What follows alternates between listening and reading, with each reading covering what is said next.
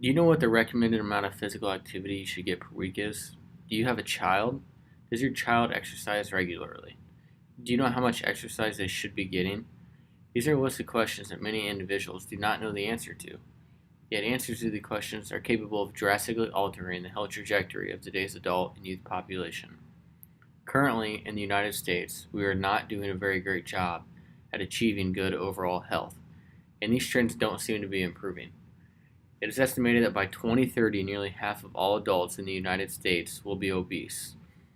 This means that nearly 115 million adults will have a body mass index over 30 and be at an elevated risk of developing chronic diseases such as hypertension, hyperlipidemia, cardiovascular disease, type 2 diabetes, and kidney issues. It also places them in a significantly higher risk of developing metabolic syndrome, which is a cluster of these chronic conditions that occur simultaneously, often resulting in early death. A major reason for this trend of poor health is because we often start off children with bad lifestyle habits from a very young age.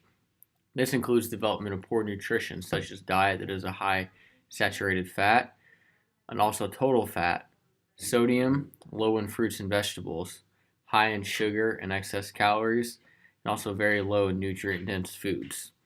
Add lack of physical activity to this list, and we have a recipe for disaster. This stems from the fact that children are heavily influenced by their children and elder counterparts. They look up to these older individuals and therefore pick up on habits and lifestyle patterns that they express themselves. Therefore, they are not engaging in good lifestyle habits. Their children are also very unlikely to do the same. Considering this, it is no surprise that the national adult obesity rate is nearly 40%, and the national childhood obesity rate is around 19%. It is even higher in children ages 12 to 19 years at 21%. This is around the age that a child would be going into high school and then graduating at 19 years old. When considering the impact that people of influence can have on young children, it makes sense that one can truly make or break a child's long-term health from an early age. One major way that people of influence can impact children is by engaging and promoting physical activity themselves.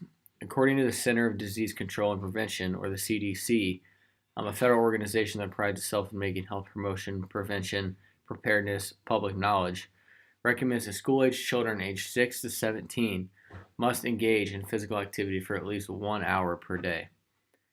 That means that children must participate in an activity that is considered moderate to vigorous effort for a total of 420 minutes per week.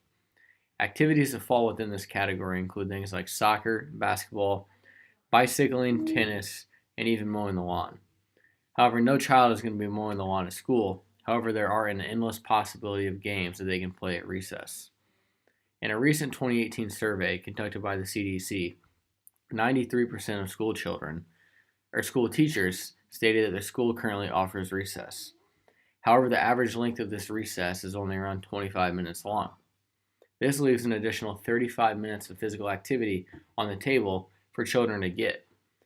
In the current world of technology that we live in and lack of extracurricular activities, we cannot solely rely on outside sources of physical activity to meet this demand.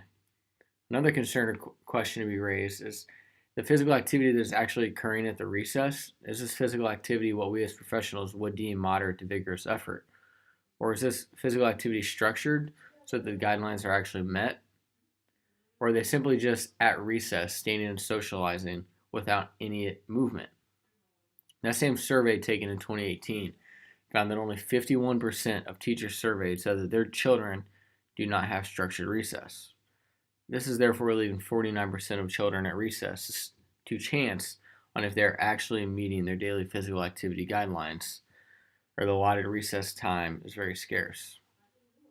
Considering the fact that schools now more than ever are pressured to meet academic excellence, they are therefore cutting out recess time. Time is precious in the daily schedule, so the last thing schools should be doing is leaving recess completely unstructured. Why would a school and its students benefit from physical activity? The answer to this question is multifaceted and often misunderstood. However, the support to back this claim is in the scientific literature. Currently, it is well known that regular physical activity enhances a child's physical development via improvements in aerobic fitness, muscular strength, and bone strength. However, other areas of a child's development are also significantly impacted by physical activity. These include improvements in cognitive performance, blood biomarkers, and mental health. The effects on mental health are very significant, considering that during a child's development, the way that they perceive themselves can have a major impact on their social confidence and academic confidence. According to research published in the International Journal of Yoga, a child that has low self esteem typically causes distraction of attention, which could lead to a decline in academic performance. Researchers in the study implemented yoga as a form of structured physical activity for 4.5 months, period, and found that the yoga not only significantly improved self esteem, but also improved cognitive performance, attention, concentration, memory, and motor speed. Improvements in cognitive performance is something that should truly relate to individuals that are making school policy regarding recess. The reason being, in today's world of academic competition, every school across the country is really trying to find an edge to improve test scores and help their children gain an edge over the other students graduating from the schools around in the area. So physical activity has been shown to improve cognitive performance by increasing the blood flow, oxygen, and other nutrients to the brain. Physical activity, specifically in the form of recess, also allows school children to break up the monotony of the day and give them a creative outlet. It also gives school teachers a way to motivate students to complete assignments and maintain good behavior throughout the day. For example, 2 out of every 3 elementary school teachers surveyed in 2018 study claim to use recess as a form of motivation or punishment for poor behavior in the classroom.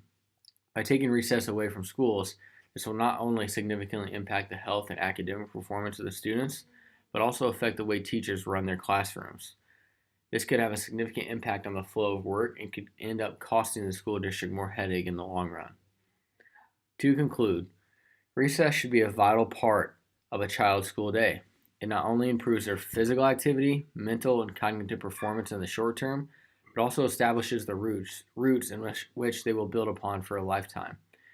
If we as a nation are after a better, healthier, and more intelligent nation, we have to start here. We have to start with the youth, and recess is the perfect platform to do so. Thank you.